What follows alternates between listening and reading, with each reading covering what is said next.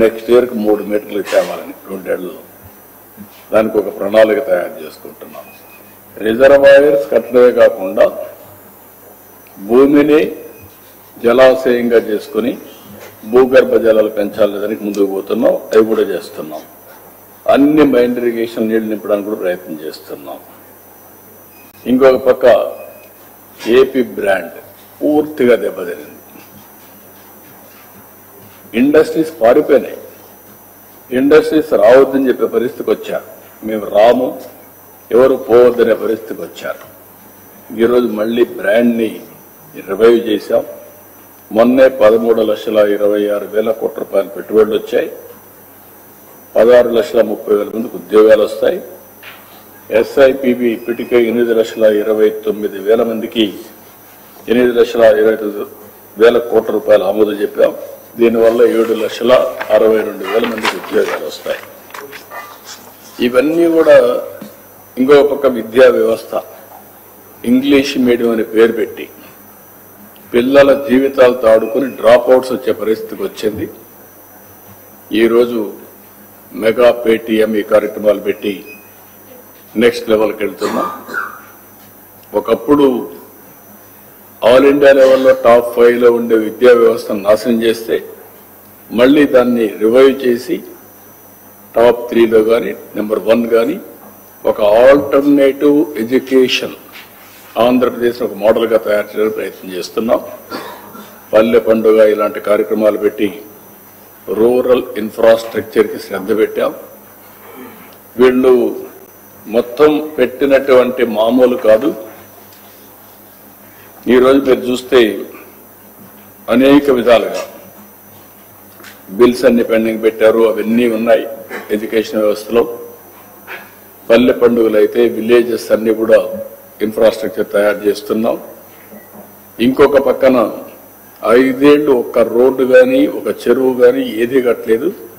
నిర్వీర్యం అయిపోయింది వ్యవస్థ. అవన్నీ రివైవ్ చేసి స్ట్రీమ్లైన్ చేస్తున్నాం. ఇలాంటి కార్యక్రమాలన్నీ చేయాలంటే మళ్లీ మనకు నేను ఒక మాటలో చెప్పాలంటే 85 లక్షల మెట్రిక్ టన్నుల చెత్త వారసత్వంగా ఇచ్చిళ్ళారు. దాన్ని మైనింగ్ చేయడానికే పెద్ద సమస్యగా తయారైంది. జనవరి 1కి డేట్ పెట్టాను. ఎక్కడ కూడా చెత్త లేకుండా చేసే బాధ్యత. అక్కడి నుంచి నెక్స్ట్ లెవెల్ కలెక్షన్ 100% చేయడం. అక్కడి నుంచి స్లోగా నెట్ జీరో కాన్సెప్ట్ కింద ముందు పోయే పరిస్థితికి వచ్చా. సర్క్యులర్ ఎకానమీ ఇవన్నీ ఇప్పుడిప్పుడే ఫలితాలు ఇస్తున్నాయి. ఈరోజు మీ అందరికీ ప్రజల్లో కూడా ఒక చైతన్యం తేవాలి కాబట్టి నేను ప్రెజెంటేషన్ మీకు చేసి చూపిస్తున్నాను. So that you will have an idea. ఈరోజు ఇది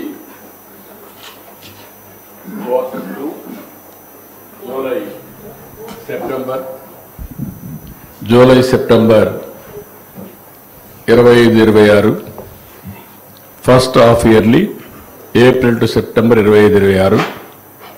నెక్స్ట్ ఇక్కడ GSDP, PCI and growth projections 3 చూపిస్తున్నాం. అదే మరి మెథడాలజీ జిఎస్టిపి ఎస్టిమేట్స్ తయారు చేస్తారు, అవి కూడా ఎక్స్ప్లెయిన్ చేస్తాను. ప్రజలు కూడా అర్థం కావాల్సిన అవసరం ఉంది. దీనివల్ల లాభం ఏంటంటే కొంతమంది ఆలోచిస్తూ ఉంటారు. గవర్నమెంట్లో జిఎస్టిపి పెరిగితే ప్రజల జీవన ప్రమాణాలు పెరుగుతాయి. ఇంకొక పక్క వాళ్ళ ఆదాయం పెరుగుతుంది, వ్యక్తిగత ఆదాయం పెరుగుతుంది, తలసరి ఆదాయం పెరుగుతుంది, కొనుగోలు శక్తి వస్తుంది, మెరుగైన జీవన ప్రణాళికి నాంది పలుకుతుంది. H1 April to September 25-26 current prices, అది మరి కాన్స్టెంట్ ప్రైసెస్ 2 ఉంటాయి. 11, 12 బేస్ ఏరియా తీసుకొని కాన్స్టెంట్ ప్రైసెస్ క్యాలిక్యులేట్ చేస్తారు. అదే సమయంలో ఈ సంవత్సరం కరెంట్ ప్రైసెస్ ప్రస్తుతానికి తీసుకొచ్చేస్తారు.